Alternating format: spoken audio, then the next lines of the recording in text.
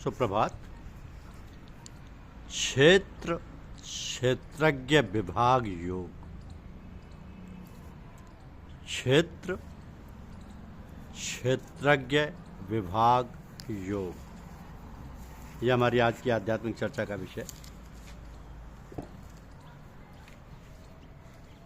श्रीमद् भागवत के समय भगवान श्री कृष्ण जब अर्जुन को उपदेश दे रहे थे तो भगवान बोलते हैं कि हे अर्जुन, ये शरीर क्षेत्र इस नाम से कहा जाता है और इसको जो जानता है उसको क्षेत्रज्ञ इस नाम से उनके तत्व को जानने वाले ज्ञानीजन कहते हैं। क्षेत्र जैसे खेत में बोए हुए बीजों का उनके अनुरूप फल समय पर प्रकट होता है, वैसे इसमें बोए हुए कर्मों के संस्कार रूप बीजों का फल समय पर प्रकट होता है, इसलिए इसका नाम क्षेत्र ऐसा कहा गया है।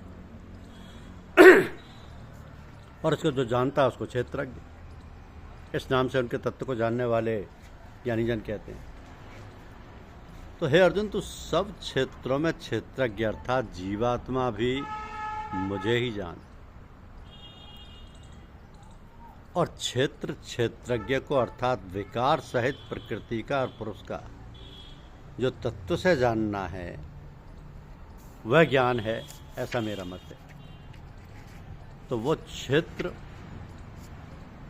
जो और जैसा है तथा जिन विकारों वाला है और जिस कारण से जो हुआ है तथा वो क्षेत्रज्ञ भी जो और जिस प्रभाव वाला है वो सब संक्षेप में मुझसे सुनो। ये क्षेत्र और क्षेत्रज्ञ का तत्व ऋषियों द्वारा बहुत प्रकार से कहा गया है और विविध वेद मंत्रों द्वारा भी विभाग पूर्वक कहा गया है तथा भलीभांति निश्चय किए हुए युक्ति युक्त ब्रह्मसूत्र के पदों द्वारा भी कहा गया है।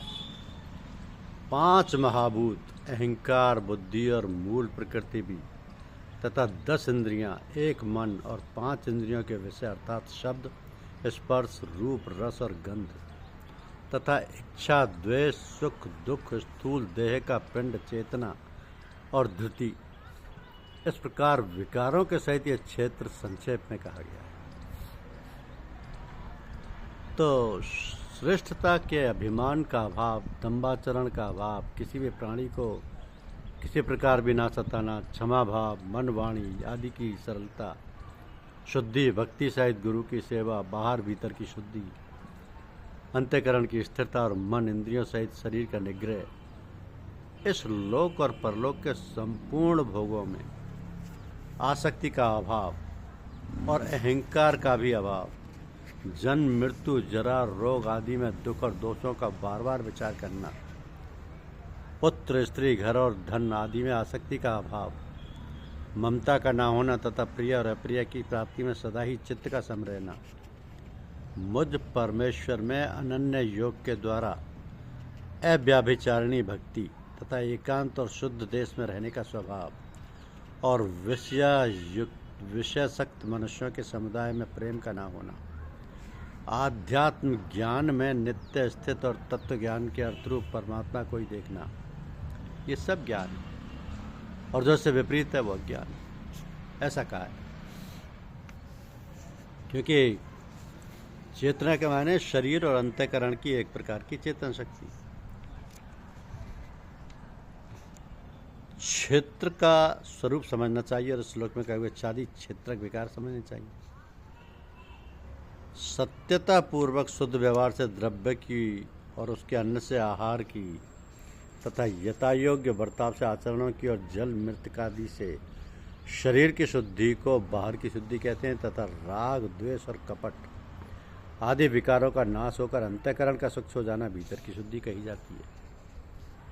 तो केवल एक सर्वशक्तिमान परमेश्वर को ही अपना स्वामी मानते हुए स्वार्थ और अभिमान का त्याग करके श्रद्धा और भाव के आचरण सहित परम प्रेम से भगवान का निरंतर चिंतन करना अव्यभिचारिणी भक्ति है।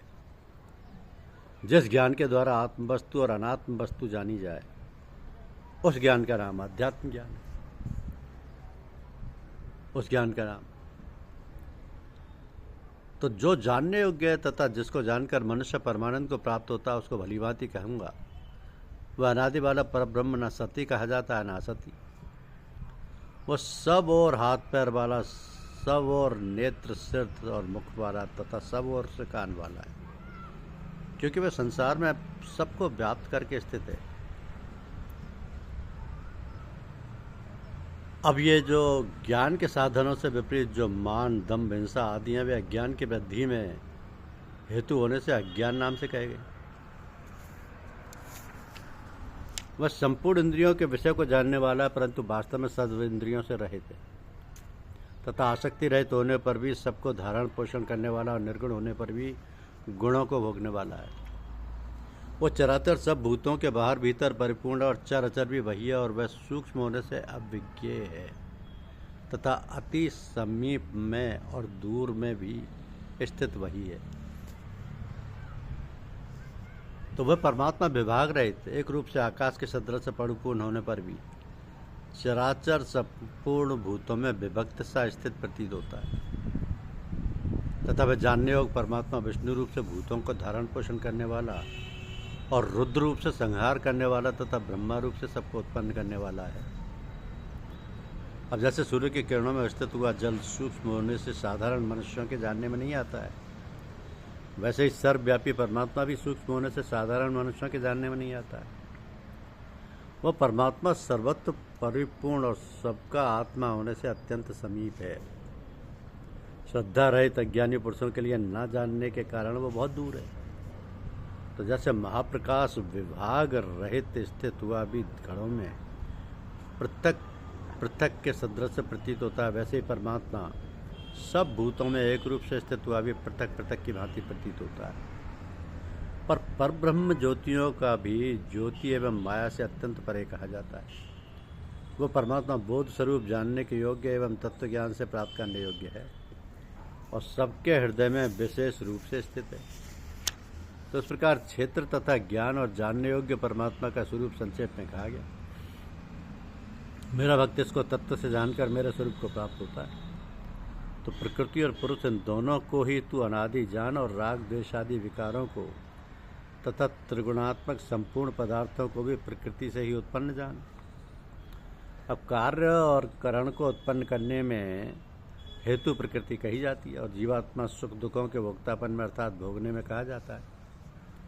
तो प्रकृति में स्थिति पुरुष प्रकृति से उत्पन्न त्रिगुणात्मक पदार्थों को भोगता है और इन गुणों का संग इस जीवात्मा के अच्छी बुरी योनियों में जन्म लेने का कारण है।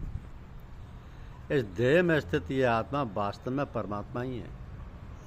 वो साक्षी होने से उपद्रष्टा और यथार्थ सम्मति देने वाला होने से है, अनुमंता सबका धारण पोषण करने वाला होने से भरता, जीव रूप से भोक्ता, ब्रह्मा आदि का भी स्वामी होने से महेश्वर और शुद्ध सच्चिदानंद घन होने से परमात्मा, ऐसा कहा गया है। तो इस प्रकार पुरुष को और गुणों के सहित प्रकृति को जो मनुष्य तत्व से जानता है वो सब प्रकार से कर्तव्य करता कर्म करता हुआ फिर नहीं जन्मता। उस परमात्मा को कितने ही मनुष्य तो शुद्ध हुई सूक्ष्म बुद्धि से ध्यान के द्वारा हृदय में देखते हैं, अन्य कितने ही ज्ञानयोग के द्वारा और दूसरे कितने ही कर्मयोग के द्वारा देखते हैं, अर्थात प्राप्त करते हैं। यानी दृश्य मात्र संपूर्ण जगत माया का कार्य होने से क्षणभंगुर, नाशवान, जड़ और अनित्य है तथा जीवात्मा नित्य चेतन, निर्विकार और अविनाशी एवं शुद्ध बोध स्वरूप सच्चिदानंद घन परमात्मा का ही सनातन अंश है। इस प्रकार समझकर संपूर्ण मायिक पदार्थों के संग का सर्वथा त्याग करके परम पुरुष परमात्मा में ही एक ही भाव से नित्य स्थित रहने का नाम उनको तत्व से जानना है, उनको तत्व से जानना है। परंतु इनसे दूसरे अर्थात जो मंदबुद्धि वाले पुरुषों पर इस प्रकार ना जानते हुए दूसरों से अर्थात तत्व के जानने वाले पुरुषों से सुनकर ही तदनुसार उपासना करते हैं और वह श्रवण परायण पुरुष भी मृत्यु रूप संसार सागर को निस्संदेह तर जाते हैं। तो हे अर्जुन, यवन मात्र जितने भी स्थावर जंगम प्राणी उत्पन्न होते हैं उन सबको तू क्षेत्र और क्षेत्रज्ञ के संयोग से ही उत्पन्न जान। जो पुरुष नष्ट होते हुए सब चराचर भूतों में परमेश्वर को नाश रहित और समभाव से स्थित देखता है वही यथार्थ देखता है। क्योंकि जो पुरुष सब में समभाव से स्थित परमेश्वर को समान देखता हुआ अपने द्वारा अपने को नष्ट नहीं करता, ऐसे वह परम गति को प्राप्त होता है। और जो पुरुष संपूर्ण कर्मों को सब प्रकार से प्रकृति के द्वारा ही किए हुए या किए जाते हुए देखता है और आत्मा को एकर्ता देखता है, वही पदार्थ देखता है। तो जिस क्षण ये पुरुष भूतों के पृथक पृथक भाव को एक परमात्मा में ही स्थित तथा उस परमात्मा से ही संपूर्ण भूतों का विस्तार देखता है, उसी क्षण वह सच्चिदानंद घन ब्रह्म को प्राप्त हो जाता है। तो हे अर्जुन, अनादि होने से और निर्गुण होने से यह अविनाशी परमात्मा शरीर में स्थित होने पर भी वास्तव में ना तो कुछ करता है और ना लिप्ति होता है। जिस प्रकार सर्वत्र व्याप्त आकाश सूक्ष्म होने के कारण लिप्त नहीं होता, वैसे ही देह में सर्वत्र स्थित आत्मा निर्गुण होने के कारण देह के गुणों से लिप्त नहीं होता।